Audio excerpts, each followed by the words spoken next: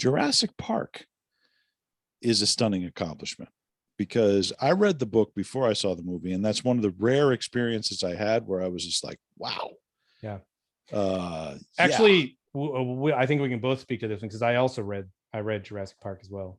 The Michael Crichton, right? Mm-hmm. Yeah, I read that one before I saw the movie. Yeah. And I mean, there are some reservations that you have, because there were parts of the book that I thought they didn't make it into the movie, but you can't. I mean, you just can't have everything in there. Like, I love the idea that the dinosaurs were able to breed because they had frog DNA in them, and they can't really do that in the movie. They don't have enough time to do that. They got to kill Newman, without a doubt, and so they just don't have time. But holy shit, I remember seeing Jurassic Park in the theater.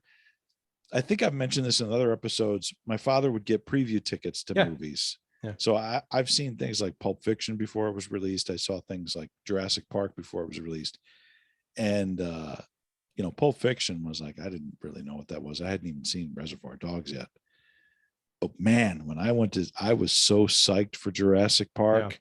And how often are you really, really psyched for something, and then you go see it, and it is so much better than you imagine? Yeah. Well, like young people don't understand. You and we were raised on like stop action films and shit. Yes, yeah. Stop action.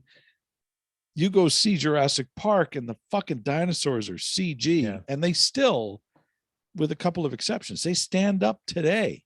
Yeah. Actually, it's funny you mentioned that. We decided on the Spielberg thing. I had a rare occasion to go out and have beers with some people I work with. And there's actually a kid there, fucking one of the smartest kids I know. He's 10 years younger than we are. And he was talking about his experience with Jurassic Park.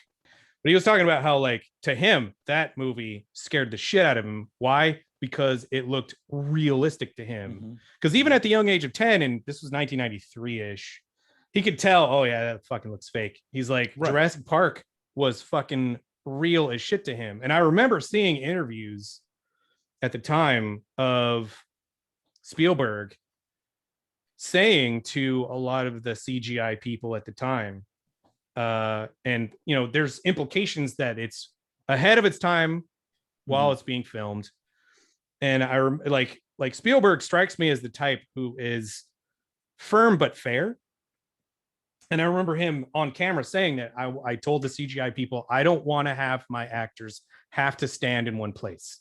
I want them to be able to run away. I want them to be able to, and all of this. And like, there were a lot of like revolutionary techniques that were invented at the time that are still in use today. One of which is which has become another sort of film school 101 scene, is the one where the T-Rex is chasing after the car, which was a terrifying scene, first of all. Fucking awesome. But some asshole down there, I shouldn't say asshole because this was an ingenious thing, he came up with the idea of, let's actually do it in reverse, because in reverse you can actually see problems with the movement of the T-Rex that you can't see going forward.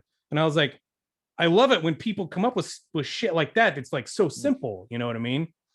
And they still do that to this day. They'll actually do forward and back to make sure that the movements are in sync. So well, I mean, but that's part of what makes Spielberg so fantastic, is that when you think of that scene, right, as tremendous a special effects achievement as it is, objects in mirror are closer than they appear. Yes, I remember that. Yeah, is the touch that Spielberg adds that makes it go from just awesome to fucking super awesome. Yes. And then the other thing that you can't forget from Jurassic Park, I think, and correct me if I'm wrong on this, the single most impressive and iconic shot from Jurassic Park is not the dinosaurs, not anybody in the dinosaurs, nothing from the movie itself, but shots of 2 glasses of water in the truck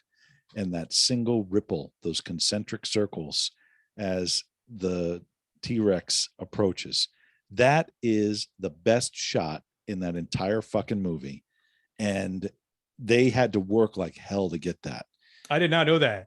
Yes, they had to, they couldn't figure out what could make concentric circles in the water. I did not know that. So there are speakers underneath the glasses, and they had to find the perfect tone that would make the concentric circles, because they could make the water shake. I had yeah, that's the thing, is like I had visions of somebody off camera like just hitting the table, you know. Yeah, no. But no, yeah, okay. You need those perfect For circles. respect. And that is fucking Spielberg, man.